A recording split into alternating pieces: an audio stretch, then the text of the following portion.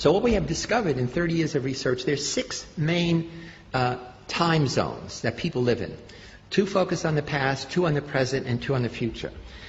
The people who focus on the past either remember all the good old times, successes, happy birthdays, nostalgia. These are the people who keep the family record, the family books, who have the family rituals. There are other people who focus only on regret, only on failure, only on all the things that went wrong. So we call those focus past positive or past negative. There are 2 ways to be present-oriented. The most obvious is to be hedonistic, that you live for pleasure and you avoid pain. You seek novelty, you seek sensation. There are other people who are present-oriented because they say, it doesn't pay to plan. My life is fated. Fated by my religion, fated by my poverty, fated by the conditions that I'm living under. Most of us are here because we are future-oriented, that we have learned to work rather than play, to resist temptation. But there's another way to be future-oriented. Depending on your religion, life begins after the death of the mortal body. To be future-oriented, you have to trust that when you make a decision about the future, it's going to carry out. If you have great inflation, you don't put money in a bank because you can't trust the future. If there's instability in your family, adults can't keep their promises to you.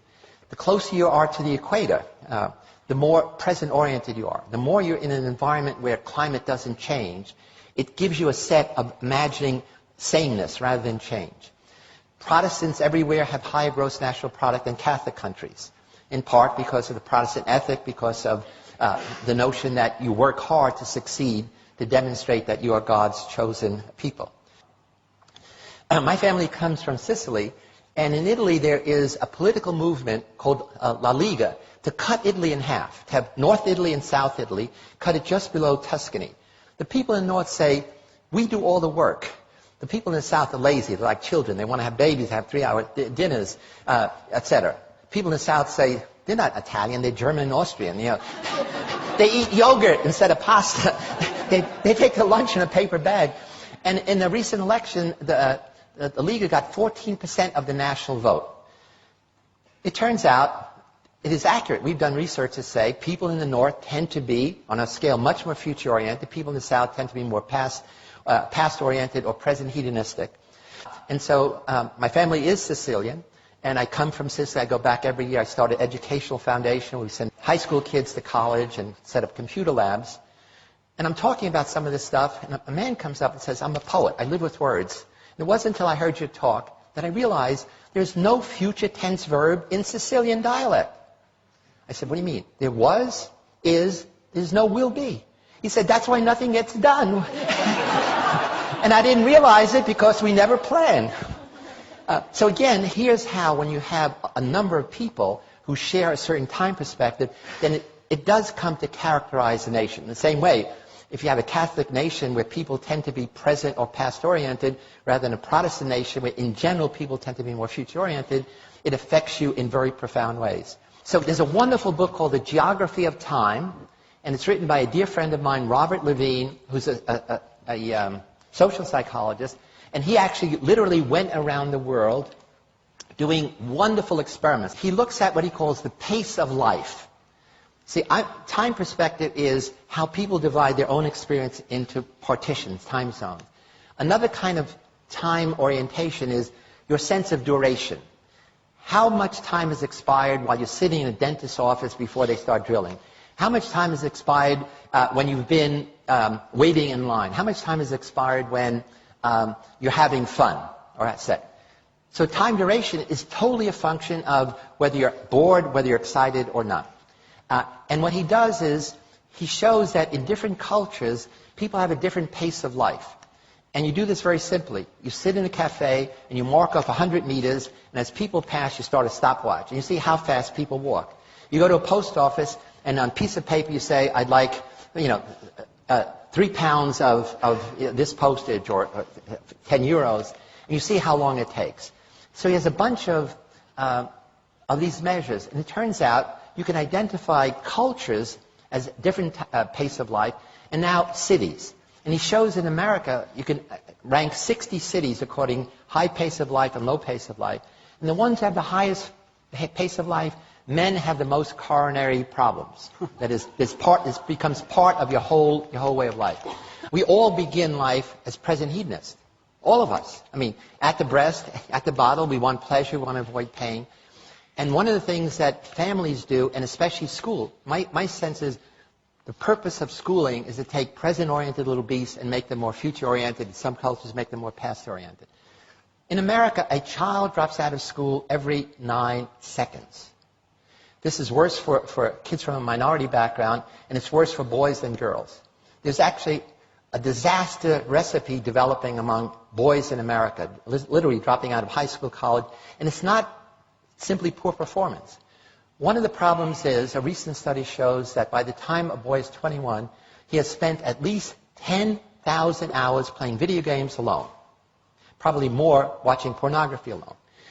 And you put that together, it means, A, they haven't learned social skills, emotional, social intelligence, but also it means that they live in a world that they create. They're playing Warcraft, they're playing these other games, which is exciting. In fact, I just heard the other day that these game companies are now going to develop 3D games so that the world will be all around you.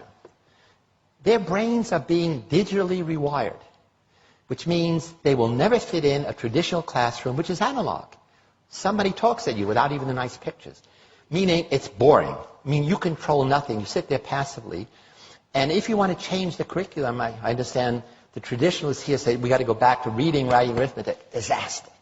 These kids will never fit into that. They have to be in a situation where they are controlling something, and school is set up, you control nothing. You're passive. School is all about learning, delay of gratification, literally endlessly.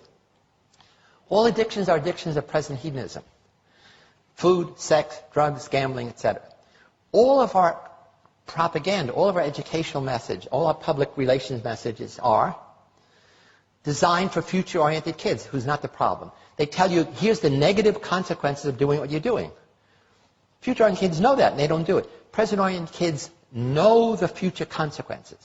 If you're a teenage girl, you know that if you have unprotected sex, you're likely to get pregnant or have sexually transmitted disease. You know it, but that knowledge never feeds back to change your behavior. So that's the interesting thing about time perspective. I think we are underestimating the power of technology in rewiring young people's brains.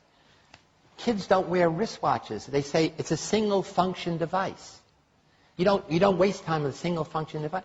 And they live in a digital thing. What matters is the second. You know, I didn't mention, one of the things that gets people upset in America is how long it takes to boot up your computer and how long it takes to download something. Less than a minute. That makes people angry.